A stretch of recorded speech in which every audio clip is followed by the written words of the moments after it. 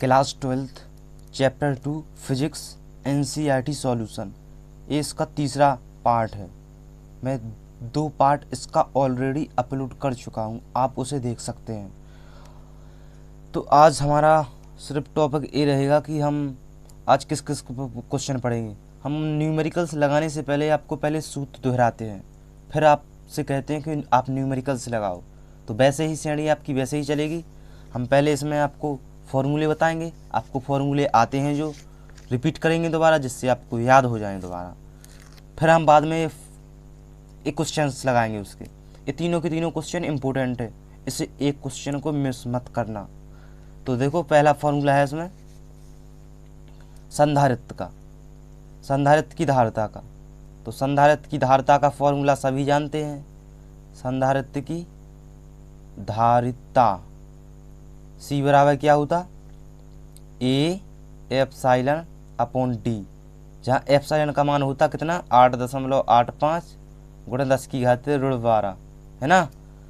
होता कि नहीं होता, आप सभी जानते हैं, यूनिवर्सल नाम है। अगर पेपर में एग्जाम में ऐसा क्वेश्चन आए तो उसका आपको मान दिया रहेगा एग्जाम में पेपर में। डी होती जहाँ प्लेटों के बीच की दूरी, ए होता क्षेत्रफल, ए होता क्षेत्रफल, डी होती प्लेटों के बीच की दूरी। अब पढ़ते हैं इसमें दूसरा फार्मूला पढ़ते हैं संधारित्र में संचित ऊर्जा का, यानी यू का। यू बराबर सभी जानते हैं 1/2 CV²। अब आते हैं इसमें तीसरा लास्ट में क्वेश्चन इसमें इम्पोर्टेंट है। जब ऊर्जा क्षय का क्या पढ़ना है आपको, ऊर्जा ह्रास का। ह्रास का मतलब होता है ऊर्जा क्षय का।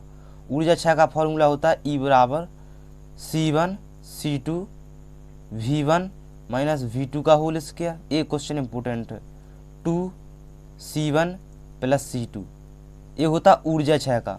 जैसे हम किसी आवेश संधारित्र को किसी अनावेश संधारित्र से जोड़ देते हैं तो ऊर्जा तो उसमें आवेश तो हो जाता वो अनावेश संधारित्र, लेकिन ऊर्जा भी ऊष्मा के रूप में व्यय होती है। तो उसी की हम चर्चा करेंगे। C1C2 V1 माइनस V2 का whole square 2C1 plus C2।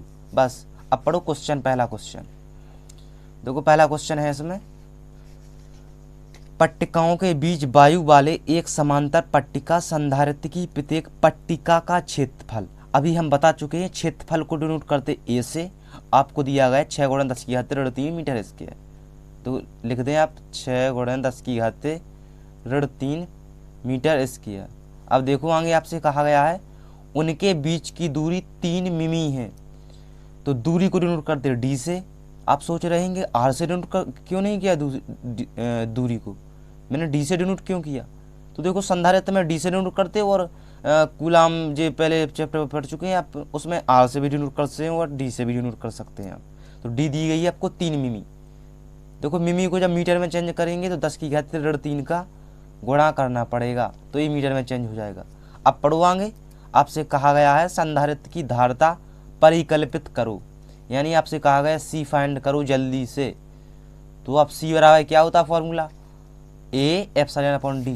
तो लगाइए इसमें फॉर्मूला पहला ए एप्सिलॉन अपॉन डी, सी बराबर। तो ए का मान आपको दिया गया ऊपर 6 × 10 की घात 3, है ना। एप्सिलॉन का मान होता 8.85 × 10 की घात 12। ये यूनिवर्सल मान होगा, एग्जाम में दिया रहेगा आपको, ठीक है। डी देखो दूरी प्लेटों की 3 × 10 की घात 3,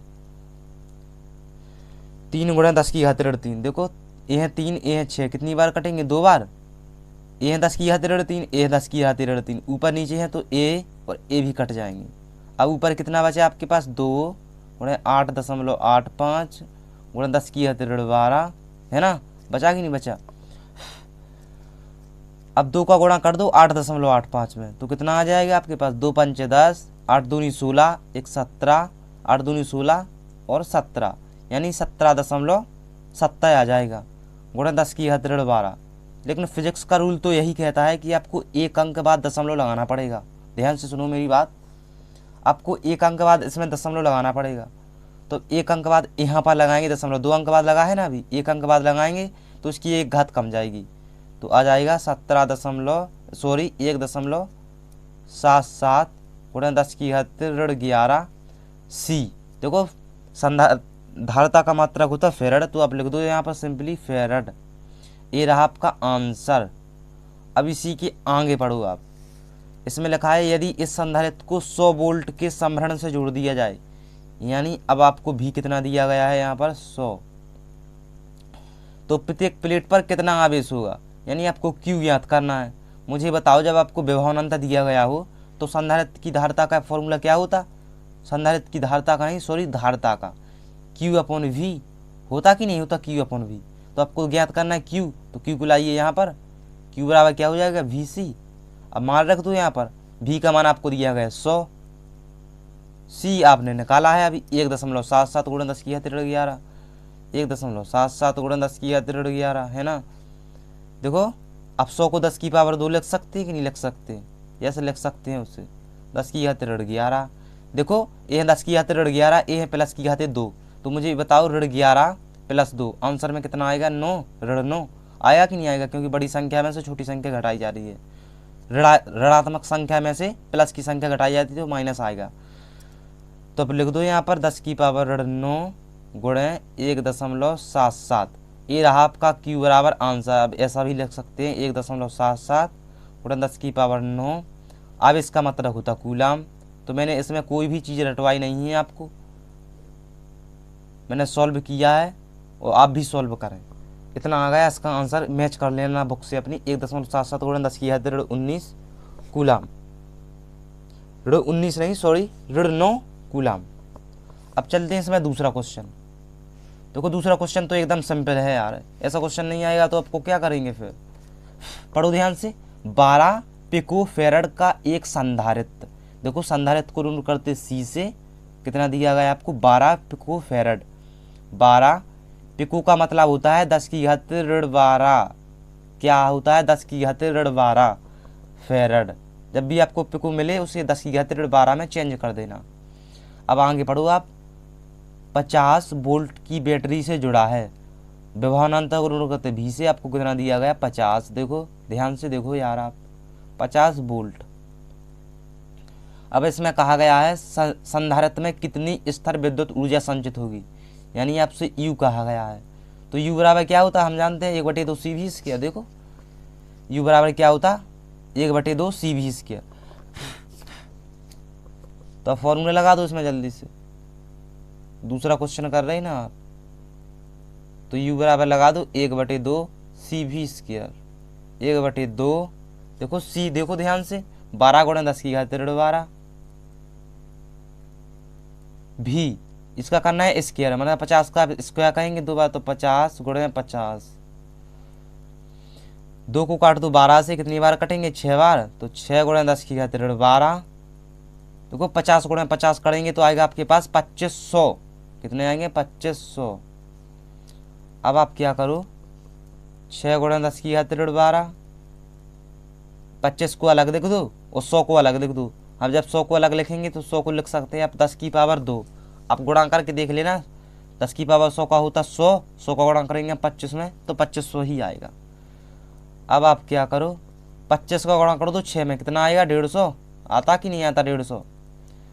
ये है 10 की घात 12, ये है प्लस 10 की घात 2, तो 10 की घात 12 प्लस 2 आंसर में कितना आएगा 10, क्योंकि ऋणात्मक संख्या में से प्लस धनात्मक संख्या जा रही है तो कितना आएगा 10, तो 10 लिख दो आप सिंपली यहाँ पर। लेकिन फिजिक्स का रूल तो यही कहता है कि आप एक अंक बाद दशमलव लगाएं, आप यहाँ पर दशमलव लगाएंगे तो 1 2 यानी आपकी 2 घातें कमा दो यहाँ से, तो 1.5 गुणा 10 की घात 8, ये रहा आपका आंसर U बराबर।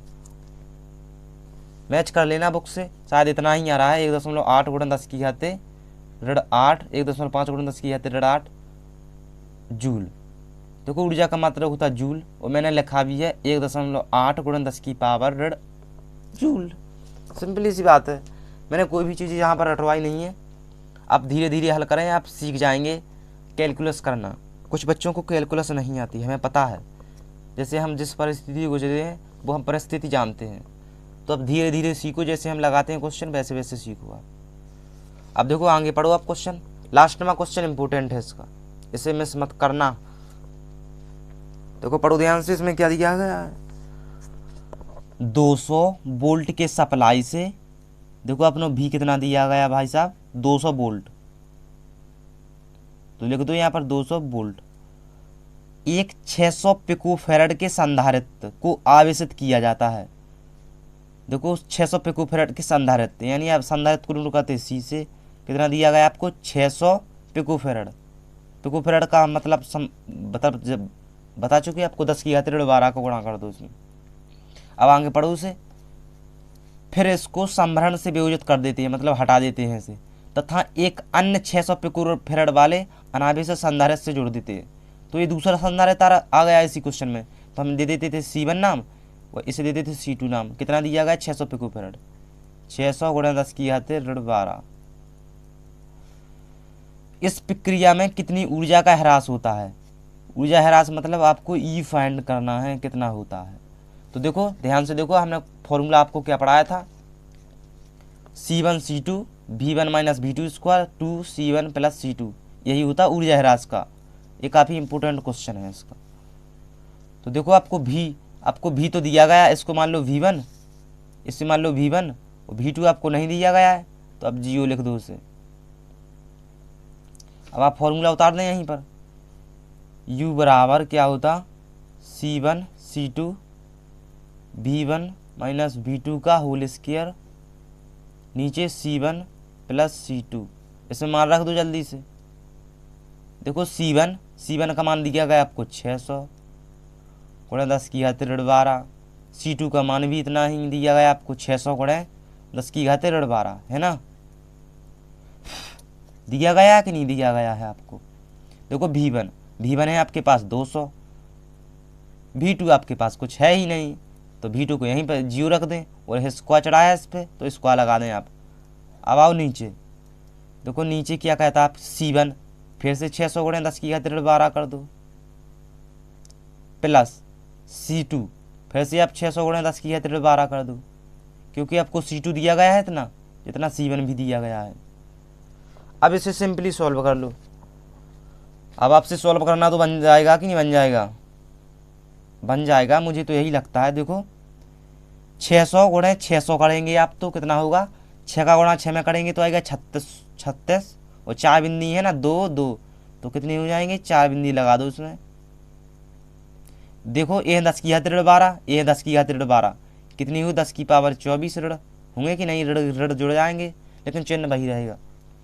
अब देखो यहाँ पर 200 में से 0 जाएंगे तो 200 बचेंगे, तो 200 का स्क्वायर होगी तो कितना आएगा 200 गुणा 200,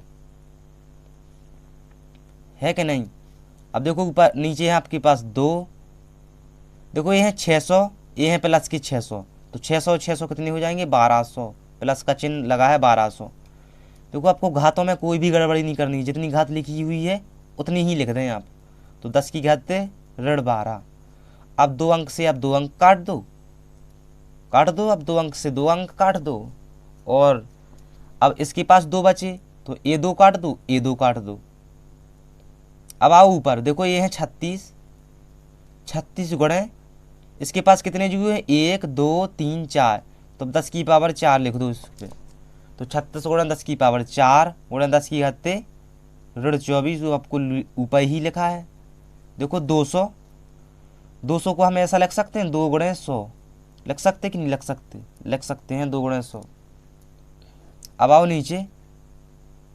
नीचे आपके पास सिर्फ है 12 गुणा 10 की घात ऋण 12, तो अब क्या करो आप 2 से काट दो 12, कितने 2 से काट दो 12 कितने बार कटेंगे 6 बार, है ना, कटेंगे कि नहीं कटेंगे 6 बार। अब 6 से काट दो 36, कितनी बार कटेंगे 6 बार, 6 छंग 36, 2 से काटा मैंने 12 2 छक्के, और 6 से काटा 36 तो कितना आया 6 बार। तो अब लिखते हैं ऊपर 6 गुणा 10 की पावर 4 गुणा 10 की पावर ऋण 24 10 की पावर, देखो ये है 100 को हम 10 की पावर 2 लिख सकते हैं। अब आओ नीचे, देखो नीचे है 10 की घात ऋण 12, जब ये ऊपर आएंगी तो कितनी हो जाएंगी 10 की घात प्लस 12। अब प्लस प्लस की एक साथ कर लो और माइनस माइनस की एक साथ कर लो, तो 4 2 6, 4 2 6 कितने हुए 4 और 2 कितने हुए 6, 12 और 6 18। तो अब लिखो तो 10 की पावर 18, 6 गुणा 10 की पावर 18 गुणा 10 की घात ऋण 24। तो देखो ये 10 की घात ऋण 24 में से 18 जाएंगे कितने बचेंगे ऋण 24 प्लस 18, तो कितने बचेंगे, माइनस के 6 बचेंगे कि नहीं बचेंगे, क्योंकि बड़ी संख्या है और प्लस की संख्या जा रही है इसमें से। तो 10 की घात ऋण 6। क्या निकाला आपने, ई। तो ये हुआ ऊर्जा का ह्रास, ऊर्जा के ह्रास का भी मात्रक जूल होता। तो मैच कर लेना अपनी बुक से, आंसर इतना ही आ रहा है, 6 गुणा 10 की घात ऋण 6 जूल। तो मैंने अभी कोई भी क्वेश्चन आपको रटवाया नहीं है यहाँ पर, ना ही मैंने कोई कैलकुलस आपको रटवाई है, मैंने धीरे धीरे किया है। आप वैसे ही करें, आप न्यूमेरिकल सीख सकते हैं जैसे मैंने सीखा था।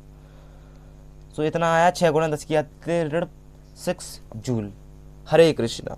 आपको मेरा लेक्चर कैसा लगा? अगर मुझसे कोई भी गलतियाँ होती हैं इसमें तो कमेंट बॉक्स में ज़रूर बताएं। हरे कृष्णा। भज गोविंदम।